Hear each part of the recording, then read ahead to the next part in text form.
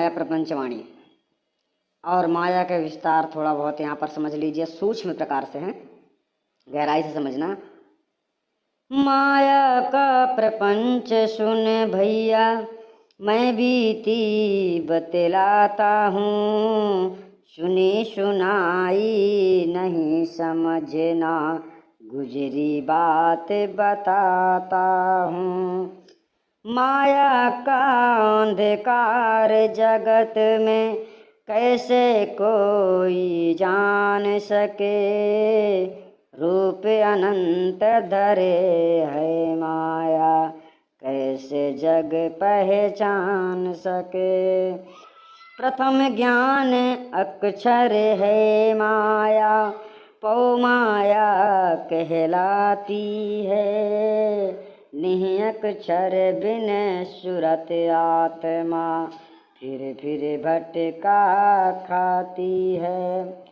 दूसर माया रूप है इच्छा, जो दर दर भटकाती है, इच्छा पूरी कबहु न होती, सुरती धोखा खाती है।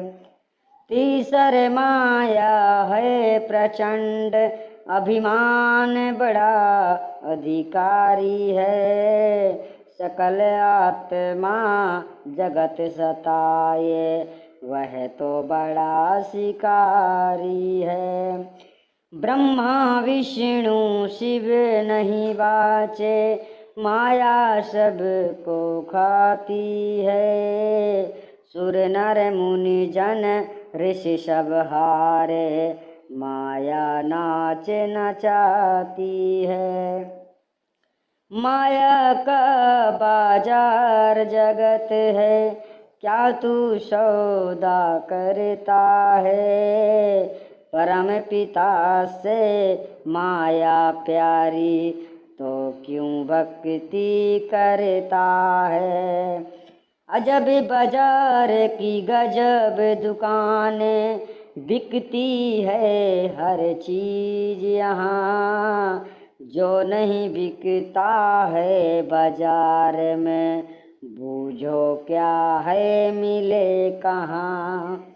माया का अंधकार निराला, गहरा दुख का सागर है, इस बंधन से तुम्हें छुड़ावे, सद्गुरु ज्ञान उजागर है। माया का प्रपंच है भारी, 84 पहचानी है, अंडज पिंडज स्वेदज उदमिज यही चारों खानी है।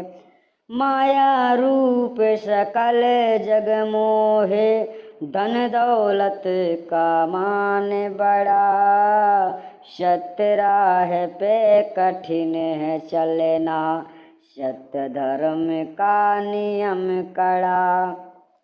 सतगुरु की दासी है माया, बाकी जग को फांसी है, भटक रहे सतगुरु बिन दुनिया, कोई मथुरा कोई काशी है।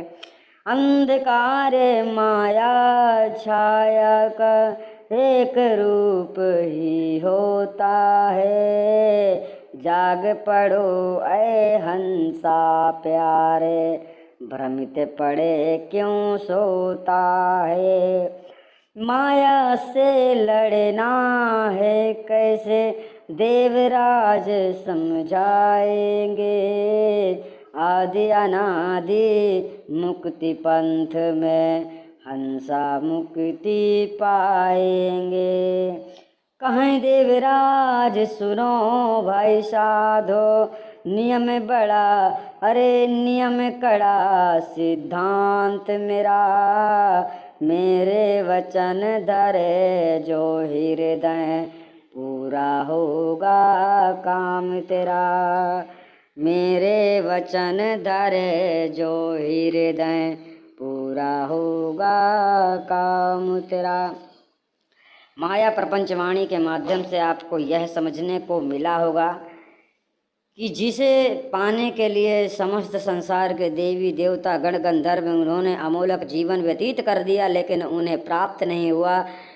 उसे प्राप्त करने के लिए इस मानव तन को धारण करके जो मनुष्य धन दौलत माया गुमान के चक्कर में परमात्मा की भक्ति को ठुकरा देता है, वह मनुष्य आने वाले समय में यानी कि अंत समय में पछताता है, क्योंकि यह माया आज है और कल नहीं है। क्षणिक मात्र सुख के लिए जो अनंत सुख परमात्मा को त्याग देता है, यानी ऐसे सद्गुरु से मिलने के लिए डरता है, ऐसे सद्गुरु की शरण में जाने से लिए डरता है कि लोभ में जीव फंस जाता है, तो सद्गुरु की शरण में जाने से डरता है और वह सच्चे सद्गुरु की भक्ति नहीं कर पाता है। अंत समय वह धन दौलत सब कुछ छूट जाता है और जीव महा दुख सागर में अपने आप ही कूद जाता है। फिर परमात्मा को चिल्लाता है, मुझे मुक्त करो, मुझे मुक्त करो। और जब जीवन मुक्ति का यह मानव तन मिलता है तो मनुष्य सत्य को त्याग देता है, असत्य को धन दौलत मोह माया में आसक्त होकर सच्चे संत महात्मा पुरुषों से भी बहसा बहसी करता रहता है और सत्य अपने मुक्ति का कार्य पूरा नहीं कर पाता है। अर्थात जीवन उपरांत जीवन के अंततः समय तक गुरु से लगन लगाने वाला ही पूर्ण मुक्ति को प्राप्त होता है, क्योंकि दूसरा जो भेद है वह तो सत्यता अंत में ही बताया जाता है। जब तक जीव की लगन नहीं लगती तब तक उसे बता दिया जाए तो व्यर्थ हो जाता है।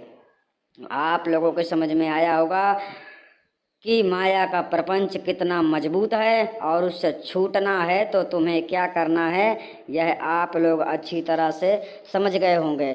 इस वाणी को एक धार एक इतिहास के रूप में हम जब आपको दर्शाते हैं तो आपको ये समझना चाहिए कि हम आपसे कुछ कहना चाहते हैं। इसी प्रकार से सद्गुरु की वाणियाँ तैयार हुई हैं। जो सद्गुरु ने संसार को अपने शब्द में कुछ ना कुछ कहा है तो अपने शब्द के अनुसार उन्होंने दर्शाया है। अब फर्क ये है कि कोई उनकी बातों को गलत मान बैठा है, कोई सत्य मान बैठा है, और जिसने सत्य मान बैठा है और वो सत्य का पीछा करके यानी सद्गुरु की वाणियों का अनुसरण करके सत्य और असत्य को परख करके सच्चे सद्गुरु की शरण में जाकर अपने जीवन का कल्याण किया है। और जिन लोगों ने अपने ही मिथ्या वशीभूत माया के वशीभूत लोग सत्य का अनुमान नहीं लगा सकते हैं, इसलिए आप लोगों को जो शुद्ध हिंदी भाषा में समझाया जा रहा है यह बीजक का अनुवाद है, यानी किसी एक वाणी का अनुवाद नहीं है। पूरे बीजक का निचोड़ आपको हम धीरे धीरे से दे रहे हैं। बीजक जो सद्गुरु कबीर साहब का सिद्धांत है, उस बीजक के सिद्धांत को हम हिंदी भाषित करके आप लोगों तक केवल सब भक्त समाज तक पहुंचाना चाहते हैं, ताकि आने वाले भविष्य में कोई भी मनुष्य कबीर बीजक को नहीं पढ़ पाएगा तो संत देवराज की लिखी हुई वाणियों के अनुवाद में वो समझ पाएगा कि सत्य क्या है और असत्य क्या है, और बड़ी आसानी से आदि अनादि मुक्ति पंथ में गुरु भक्ति प्राप्त करके अपने जीवन कल्याण करने का एक रास्ता चलना प्रारंभ करेगा। आप लोगों के समझ में आ गया होगा। हमारे कहने का तात्पर्य यही है कि आप लोग भक्ति से डिगो नहीं, सत्य से डिगो नहीं। सद्गुरु का मार्ग होता है सेवक को सच्चे रास्ते पर चलाना, बल्कि आप लोगों को लूटना सच्चे सद्गुरु का सिद्धांत नहीं हो सकता है। सतनाम साहिब बंदगी। इस कॉन्टैक्ट नंबर को आप तभी उपयोग करें जब संस्था में आप जुड़ना चाहते हैं, ज्ञान से अच्छी तरह से आप जाग चुके हैं, समझ चुके हैं, सत्य पर चल सकते हैं, क्योंकि यहाँ के नियम जो हैं बड़े कड़े हैं। कड़े का मतलब ये नहीं है कि आप चल नहीं सकते, बड़े आसानी से चल सकते हो। आपको केवल सत्य में ही चलना है, ठीक है। आपको किसी प्रकार का ऐसा संविधान नियम नहीं बताया जाता है जिससे आपके समाज में, परिवार में, घर में दुखदाई हो, ठीक है। आप लोग अच्छे से जीवन को जी सकते हैं और एक सदाचारी जीवन जी सकते हैं। बस सद्गुरु के वचनानुसार आपको सेवा भाव से गुरु भक्ति में लगना होता है, जो आगे चल के आपको आने वाले समय में, भविष्य में जो आपका जीवन कार्य है वह पूरा हो जाता है, ठीक है। लेकिन उसमें धैर्यता रखने की आवश्यकता होती है। तो यह नंबर संपर्क जो आपको दिया जा रहा है केवल इसीलिए है कि इस वाणी में अगर आपको कोई बात समझ में नहीं आती है तो आप इस वाणी के आधार पे आप क्वेश्चन कर सकते हो। और दूसरी बात यह है कि जब आप जुड़ते हैं, जुड़ना चाहते हैं, जुड़ने के बारे में कुछ जानना चाहते हैं, तब आपको इस नंबरों पर डायल करना पड़ता है। और जो 26 वाला नंबर है उसमें आप व्हाट्सएप केवल कर सकते हैं। 57 वाला नंबर है जिसमें आप डायल करके बात कर सकते हैं। आपको डायरेक्ट संत देवराज से ही बात होगी।